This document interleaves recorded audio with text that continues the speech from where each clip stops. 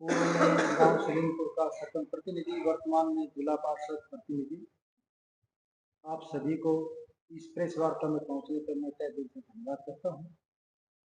आज का जो विषय है, कल शाम को 8 बजे के आसपास एक हमारे पूर्व विधायक सीताराम जी की एक इंटरव्यू पेश हुआ था, जिसका सुनकर इस क्षेत्र में बहुत भारी विरोध है।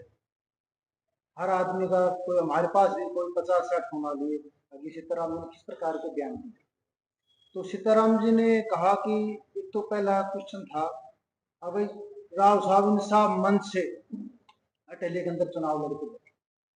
तो हम सीताराम जी को कहना चाहते हैं, सीताराम जी 2019 के अंदर भारतीय जनता पार्टी की लहर थी और राव साहब का पूरा आशीर्वाद था, तब आप जा क्यों नहीं थे? आप एक बार छोटी जो इकाई के अंदर आप खड़े कर देख, जनता बता देगी आपके अंदर कितना दम है।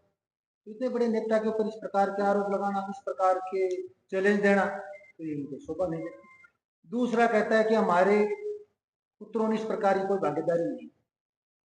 तो मैं दावे के साथ कहता हूं कि पूरी विधानसभा के अंदर बहन जी के जितने कार्यक्रम रहे, ये सभी भाई उसके उपस्थित थे। सीताराम जी के लड़के अगर कहीं भी प्रोग्राम के अंदर दिखाई दिए तो बताओ। तीसरी बात, वो कहते हैं कि मैं नांगल चौधरी के अंदर जाता, मेरे 200-300 आदमी ले जाता तो वहां चुनाव जीता सकता। सीताराम जी, आपके गांव सुरजापुर है, जहां पर 856 वोट पोलिंग हुई, जहां पर बहन जी को मात्र 349 वोट मिले। अगर सबसे कम मार्जिन है अटेली के अंदर तो सुरजापुर के अंदर। जब आप सुरजापुर के अंदर नहीं जा सकते तो आप वहां पर कहां जीता देंगे? तो इस प्रकार की बयानबाजी, इस प्रकार के हमारे नेता के ऊपर इस प्रकार की बात करना, और राव साहब एक संगठन को मजबूत करने के ऊपर जी जान लगा रखी है। 2014 में बहन आरती राव को टिकट नहीं दिया, लेकिन उसमें जी जान लगाकर 14 में सभी यहाँ के अनुमानों को जिताने का प्रयास किया। उसके बाद 19 में टिकट नहीं मिला, फिर भी उन्होंने इस बात को मुलायम नहीं करते हुए सभी को जी जान से एकजुट होकर लगने का, सभी नेताओं को यहाँ पर विधायकों बनाने का प्रयास किया। फिर इस प्रकार के नेता के प्रति इस प्रकार की बात करना सीताराम के लिए शोभा नहीं।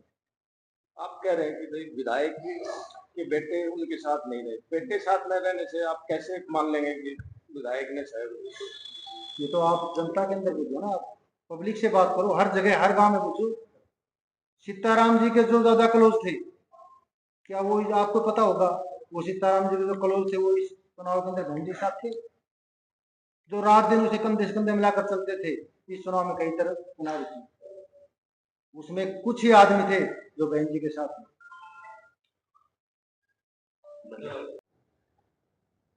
आज जो बैठे हैं, जो चर्चाएं चल रही हैं, यही चर्चाएं चुनाव में भी चली थी। मैंने खुद पर्सनली तौर पे पूर्व विधायक जी के बेटे को, विधायक जी को खुद को कहा कि ऐसी ऐसी चर्चाएं आपके बारे में चल रही हैं, लोग कहते हैं, जहां भी जाते हैं चर्चाएं सुनते हैं विरोध की, ये ना तो पार्टी के प्रत्याशी के हित में है ना आपके हित में। आज चली ये बातें तो उस टाइम भी चल रही, ये सफिस्टिकेट तो उस टाइम भी दे सकते थे जो आज अपनी। आज जो लोग माननीय राव इंद्रजीत जी का नाम लेके अपनी लोकप्रियता बढ़ाना चाहते हैं, मात्र अपनी लोकप्रियता के लिए ऐसी बातें करें, ये बातें तो उस टाइम भी थी। मैंने खुद ने पर्सनली तौर पे कहा था कि आपकी बातें ऐसे, आपके बारे में ये चर्चाएं चल रही हैं, उसमें भी कोई इसने आज कोई कहे कि मैंने किया नहीं किया, ये तो उस टाइम चल रही थी जब अपने जवाब देते, अब हमने किया नहीं किया। मैंने खुद ने कहा था कि आपके बारे में चर्चाएं चल रही हैं, आप विरोध करते हो, बच्चों की बातें चल रही है, तो इनको रोको, ना तो हित में आपके में है ना पार्टी के हित में। उनका नाम लेके ना अपनी लोकप्रियता बढ़ाने की बातें हैं, ये तो राव इंद्रजीत कहाँ, राजा राव इंद्रजीत सिंह। कोई आदमी अपनी लोकप्रियता बढ़ाने के लिए इतने बड़े आदमी पे लांछन लगाए, उनका मुकाबला करने की कोशिश करे, तो ऐसा ही हिरवाल में संभव नहीं है। राव इंद्रजीत जी तो एक सर्वप्रिय नेता है, जनता के दिलों की धड़कन है। प्रकाश, चेयरमैन पंचायत समिति कनीना, सभी पत्रकार बंधुओं का यहाँ आने पर आपका हार्दिक स्वागत करता हूँ। सभी श्रोताओं को मेरा नमस्कार। जैसा कि भाई ने, विकास ने बताया, सीताराम जी ने जो इंटरव्यू दिया है राव साहब के खिलाफ, मैं आपको बताना चाहता हूँ कि राव इंद्रजीत सिंह बहन आरती राव 36 बिरादरी के नेता है।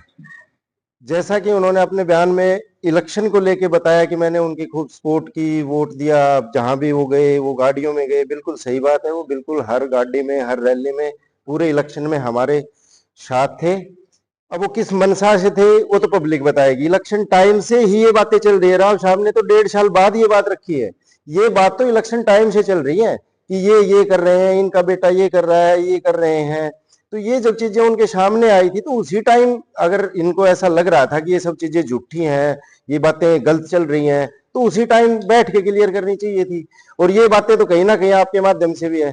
राव इंद्रजीत सिंह और बहन आरती राव छत्तीस बिरादरी के नेता हैं। वो पार्टी तो क्या, अब बहन आरती राव के, राव साहब के कार्य से प्रभावित होकर बहुत सारे पंच, सरपंच, पार्षद, चेयरमैन, आप सभी के संज्ञान में भी होगा कि लोग हमारे बहन जी की कार्यशैली से प्रभावित होकर हमें ज्वाइन कर रहे हैं, बीजेपी को ज्वाइन कर रहे हैं, वो अपना परिवार बढ़ा रहे हैं राव साहब बीजेपी का। तो इस तरह की बातें करना किसी इतने बड़े लीडर के खिलाफ वो एक अच्छा संदेश नहीं है। ना तो वो संगठन के लिए है, ना बीजेपी के लिए है, ना कार्यकर्ताओं के लिए है। जैसे भी राव साहब जैसे बीजेपी का दामन थामते हैं, बीजेपी के लिए समर्पित हैं, अपना इलेक्शन छोड़ के बीजेपी के दूसरे नेताओं के लिए कि कहीं कोई सीट रह ना जाए, वो वहां रैलियां करते हैं, जनसभाएं करते हैं, पर्सनल लोगों से मिलकर जाते हैं, वो सीट वहां से जितवाते हैं। राव साहब के बारे में ऐसी बातें करना मैं तो उचित समझता नहीं हूँ। ये कहीं ना कहीं ये जब पार्टी का भी नुकसान है। अगर कोई पार्टी का मेन कार्यकर्ता एक पूर्व विधायक करके पार्टी के पदाधिकारी ऐसी संगठनात्मक बातें करते हैं तो संगठन में भी कहीं ना कहीं इस चीज की नुकसान हो सकता है। दूसरा, उन्होंने अपने इंटरव्यू में बहुत सारी चीजें बताई हैं कि हमने, सीताराम जी ने जो भी बताया कि भाई इसमें बहन जी मेरे बेटे के लिए लेके गया है, तो उसकी तो वो चीजें बहुत पहले से हो चुकी हैं। राव साहब छत्तीस बिरादरी के नेता हैं, हर एक वर्ग के लिए काम करते हैं। ऐसी तो कोई चीज हमारे सामने तो आई नहीं है। जो बहुत सारी चीजें विकास भाई ने बताया है, जो चीजें आपको क्लियर कर दी हैं। कुछ और सवाल है तो आप पूछ सकते हैं। पत्रकार बंधुओं का यहाँ पहुंचने पर, इस प्रेस वार्ता में शामिल होने पर मैं अपने सभी साथियों की तरफ से हार्दिक अभिनंदन करता हूं, स्वागत करता हूं। साथियों, आज इस प्रेस वार्ता में मेरे साथ आए साथियों का पहले परिचय करा देता हूं आपसे। मेरे साथ बैठे हैं भाई जयप्रकाश यादव जी, ये पंचायत समिति कनीना के चेयरमैन हैं। अटेली मंडल के अध्यक्ष, अटेली मंडल भाजपा के अध्यक्ष भाई मुकेश जी। बाछौद मंडल भाजपा के अध्यक्ष भाई मंजीत जी। यहां पर हमारे बीच बैठे हैं रामकिशन जांगड़ा जी, जो कि नगर पालिका अटेली के वाइस चेयरमैन हैं। राधेश्याम गोयल जी, जो कि मार्केट कमेटी अटेली के हालिया वाइस चेयरमैन हैं। भाई अशोक जी चेयरमैन साहब, जो कि पूर्व में पंचायत समिति के चेयरमैन रहे हैं। उनके साथ यहां पर मेरे भाई बैठे हैं शमशेर जी, जो कि फिलहाल में जिला परिषद के मेंबर हैं। भाई धर्मेंद्र जी, जो पूर्व सरपंच रहे हैं तिगरा से। यहां पर मौजूद वार्ड नंबर 3 अटेली से प्रेमलता जी के पति भाई वीरेंद्र भाई बैठे हैं।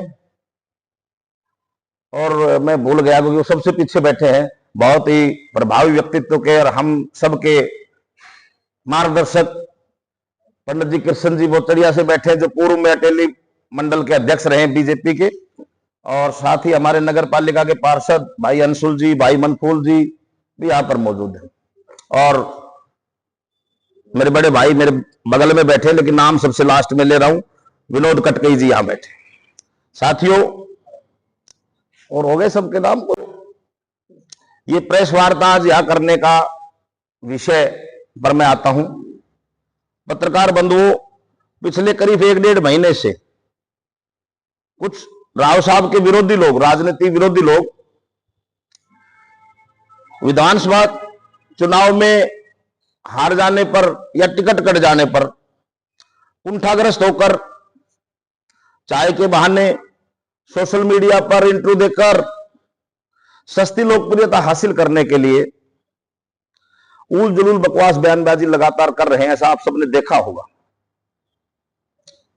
इसी क्रम में कल शाम को एक पत्रकार, डीजी पत्रकार चैनल पर सोशल मीडिया में हमारे पूर्व विधायक सीताराम जी का एक इंटरव्यू वायरल हुआ है, जिसमें भी इसी प्रकार की बयानबाजी की गई है।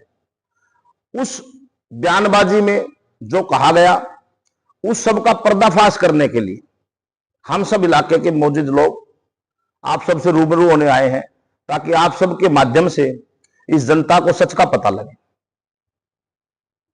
साथियों, अपने इंटरव्यू में मैं एक बार पूरी स्टोरी बता दूंगा, उसके बाद मेरे साथी भी उसमें अपना अपना विवरण देंगे। साथियों, अपने उस इंटरव्यू में सीताराम जी कह रहे हैं, उन्होंने, उनके पुत्रों ने, उनके समर्थकों ने पिछले विधानसभा चुनाव में बहन आरती सिंह राव, जो कि भारतीय जनता पार्टी की प्रत्याशी हैं, उनकी खुलकर के मदद की। और वो बार बार कह रहे हैं कि मैंने मदद की और इसके लिए मैं कहीं कसम दिला लो, कहीं मंदिर पे चढ़वा लो, कुछ भी कर लो, और एक भी आदमी पूरी विधानसभा में ये कहने वाला नहीं है कि भाई मैंने मदद नहीं। तो भाई सबसे पहला आदमी तो मैं हूं। मैं ये कह रहा हूं कि उन्होंने मदद की, मंच साझा करने की मदद की, मंचों पर वो बहन जी के साथ गए। परंतु चुनाव में मदद केवल मंच साझा करने की नहीं होती। बहुत सारे ऐसे लोग जो जब वो विधायक थे, जो उनके अगल बगल में रहते थे, जिन्होंने उनके कार्यकाल के दौरान किसी प्रकार सरकार से लाभ प्राप्त किया था, वे लोग जो दिन रात उनका ऑफिस साझा करते थे, उन लोगों ने बहन जी के चुनाव में विरोधी दलों के लोगों का बूथ प्रबंधन तक किया है। तो माननीय विधायक जी, जो कि खुद सरपंच भी रह चुके, उसके बाद विधायक बन गए, वो ऐसे अंधेरे में कैसे रह सकते हैं? उनकी बहुत निजी व्यक्ति दूसरी पार्टियों के चुनाव प्रबंधन में लगे रहे और उनको पता भी नहीं चला। दूसरी बात, वो कहते हैं कि राव साहब ने मेरे बेटों पे आरोप लगाया है। तो आप सब तो पत्रकार हैं, आप सब चुनाव में भी यही थे, आप सबको अच्छी तरह से इस बात का मालूम है कि उनके पुत्रों की भूमिका इस चुनाव में किस प्रकार की थी। उन्होंने किस प्रकार से, ये जो चुनावी माहौल होता है, चुनाव एक माहौल पर चलता है, उस माहौल में हम सब अपने पार्टी के कैंडिडेट के पक्ष में माहौल बनाने का कार्य करते हैं। परंतु जैसे ही सीताराम जी की टिकट कटी, कुंठाग्रस्त होकर सीताराम जी, उनके समर्थक, उनके पुत्रों ने चुनाव के माहौल का खराब करने का काम किया और चुनाव को डंप करने का काम किया। ये हम इस मंच से आप सबको साझा करने, ये विचार हम आप सबसे साझा करते हैं।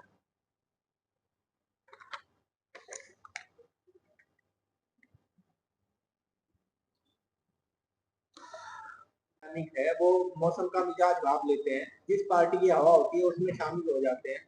और कहीं ना कहीं ये देखने को भी मिला है, जब भाजपा की हवा चली तो राव साहब ने कांग्रेस को त्याग कर भाजपा में शामिल हो गए। तो इस बात पे आप क्या कहेंगे? आपने जो प्रश्न किया है उसमें मैं आपको बता दूं कि राव साहब ने बीजेपी में आने से पहले इंसाफ मंच का गठन कर लिया था, और राव साहब की कांग्रेस की तलखी, जो उन्होंने कहा ना, रैली हुई, सैनिक रैली हुई, फलाना हुई, उसकी भीड़ देख करके राव साहब आ गए। तो सीताराम जी को भी आपके इसके माध्यम से मैं बताना चाहता हूं, उस रैली से पहले मोदी जी ने की राव साहब से मीटिंग हो चुकी थी, और उस रैली से पहले ही राव साहब को भाजपा ज्वाइन करना था। लेकिन चूंकि वो रैली और 23 सितंबर हमारा शहीदी दिवस होता है जो राव साहब मनाते हैं, तो राव साहब ने अपनी रैली अलग से रख चुके थे। और राव साहब किसी की हवा देखकर, किसी की सरकार देखकर इधर उधर जाने वालों में नहीं है। राव साहब को मोदी जी ने कहा कि राव साहब आइए, देश हित में काम करते हैं, इस देश के हित के लिए, इस राष्ट्र के हित के लिए राव साहब ने मोदी जी के साथ जुड़े। राव साहब का इतना प्रभाव था तो आरती राव को कितना इंतजार तो करना पड़ा, 10 साल का इंतजार तो करना पड़ा। तो हमें पार्टी का हिस्सा है। जब राव साहब भाजपा में आ गए तो भाजपा का केंद्रीय नेतृत्व इस बात को तय करेगा कि कौन चुनाव लड़ेगा, कौन नहीं लड़ेगा। राव साहब अकेले थोड़ी डिसाइड कर सकते हैं। सर, दूसरी चीज ये है, जब सीताराम जी चुनाव जीते तो लगभग 18,000 वोटों से जीत हुई। संतोष यादव जो चुनाव लड़ी वो लगभग 48,000 वोटों से जीती। ऐसा क्या कारण रहा कि आरती राव लगभग 3,500 के मार्जिन से जीती? और बात करी जाए, जैसे जब राव साहब ने भी इलेक्शन लड़ा लोकसभा, जी, तो वो भी लगातार पीछे चल रहे थे। तो जी। लास्ट के जब इधर की बैठ आई, जब चुनाव जीते, और जब बात करें कि हवा बढ़ाई, तो यहाँ की टिकट जो नारनौल नगर परिषद की टिकट बाबूलाल जी को दी गई, तो वो चुनाव हार गए, बहुत करारी हार थी। जी देखिए, आगे पीछे की तो मनोज जी बात ऐसी है, मोदी जी भी चुनाव में पीछे थे गिनती में। ये तो लोकतंत्र है, वोट लोगों का अधिकार है। किसी बेल्ट में किसी ने किसी को दे दिया, किसी ने किसी को दे दिया, तो मैं आगे पीछे की बात पर तो सवाल करूंगा नहीं। एक सवाल ये है हाँ जी। कि जैसे आपने कहा राव साहब ईमानदार है और बहुत सारे नेता ईमानदार थे राजनीति के अंदर, जी तो क्या सीताराम के कार्यकाल को आप कैसे थे? क्या ईमानदार से काम हुए? कि बार बार आपने अपने जाते कहा राव साहब ईमानदार है, इसमें हम भी इसमें खिलाफ नहीं जा रहे थे, पर आपसे ये जानना चाहते हैं कि सीताराम जी का जो कार्यकाल था 5 साल का, तो क्या वो ईमानदारी से नहीं था? देखिए, मैंने राव साहब को ईमानदार बताया, मैंने किसी को बेईमान तो नहीं बताया। राव साहब ईमानदार, इसमें किसी को संदेह है तो आप स्पष्ट करें। दूसरी बात रही कि सीताराम जी ने अपने उसमें कहा है कि राव साहब ने झूठ बोला इंटरव्यू में। उस बात की बाबत मैंने कहा है कि इतना ईमानदार सच्चा आदमी जिसने अपने मुंह से कभी कोई गलत शब्द इस्तेमाल नहीं किया, उसके बारे में माननीय विधायक जैसा कह रहे हैं। अब रही बात इनके कार्यकाल की, तो जो बीत गया सो काल गया, और उसकी जिक्र क्यों करें, अपनी बात करते हैं। एक सबसे अहम बात जी। ये भी कही थी कि डिफेंस रखी गई है, जिस प्रकार के जो आरोप लग करके सामने आ रहे हैं, तो सवाल तो ये भी खड़ा होता है कि राव इंद्रजीत सिंह जो है, उन्होंने भी 1.25 साल बाद ये बातें क्यों रखी? चुनाव के समय उन्होंने नामांकन के समय खुद जब करीना के अंदर जनसभा थी तो ये कहा था कि सीताराम अटेली में आज नंबर 1 है, मैं नंबर 2 पर हूँ। तो आखिर आज उस सीताराम यादव पूर्व विधायक में क्या कमी नजर आई जो राव साहब को 1.25 साल बाद की बात कहनी पड़ी? बिल्कुल ठीक पत्रकार साहब, पहले तो राव साहब की आई है ना बयान, बात सार्वजनिक बयान तो एक सब है। बात सुनिए, आपका सवाल आ गया, दोनों का एक ही सवाल है, मेरे को लगता है मैं उसका जवाब दे दूं। ऐसा है, जब आप चुनाव लड़ते हैं, मैंने भी पार्षद का चुनाव लड़ा है, चेयरमैन का लड़ा है, आप में से इन बहुत सारे साथियों लड़े। जब हम चुनाव लड़ते हैं तो चुनाव जो समाप्त हो जाता है उसके बाद बहुत सारी चीजें निकल कर आती। चुनाव के दौरान तो सीताराम जी राव साहब के पास गए, बोले जी मैं तो तन मन धन से साथ हूं। तो जब आप जो दिखा रहे हो वही दिखता है ना। चुनाव का रिजल्ट जब हम अवलोकन करते हैं, तो सरपंच का लड़ा, पार्षद का लड़ा, एमएलए का तो भाई हमने लड़ा नहीं है, लेकिन उसके बाद जब हम अवलोकन करते हैं तो धीरे धीरे चीजें निकल कर आती हैं। फिर उन चीजों को वेरिफिकेशन करना पड़ता है कि भाई कोई झूठ तो नहीं बोल रहा, एक आदमी कहने थोड़ी माने जाएंगे। उस वेरिफिकेशन के बाद जो चीजें निकल कर आई हैं वो राव साहब ने बोला। तो जी। ये जो बातें रखी गई राव साहब के जो निजी वर्कर है उनकी तरफ से रखी गई थी, सीताराम जी और उनके जो बेटे हैं उनकी तरफ से समर्थन नहीं किया गया था? देखिए, निजी वर्कर का सवाल नहीं, सवाल ये है नहीं, उन्होंने आरोप नहीं लगाया नहीं, वो उनका अपना आकलन है ना।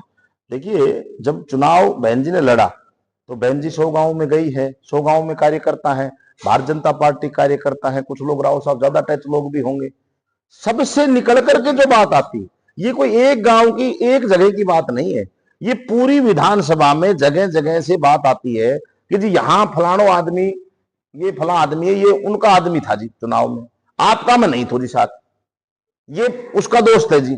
इस तरह की जब चीजें निकल कर आती है, उनका अवलोकन करने पर, उन सब चीजों को वेरिफिकेशन करने के बाद ये चीजें आती हैं। इसमें किसी एक व्यक्ति के कहने से ना तो कोई बयान देता, ना कोई एक व्यक्ति के कहने से। क्या राव साहब, आपको लगता है राव साहब 50 साल से राजनीति में, एक आदमी जाकर कहेगा कि जी इसके बेटे ने वोट नहीं दिया, क्या राव साहब मान लेंगे?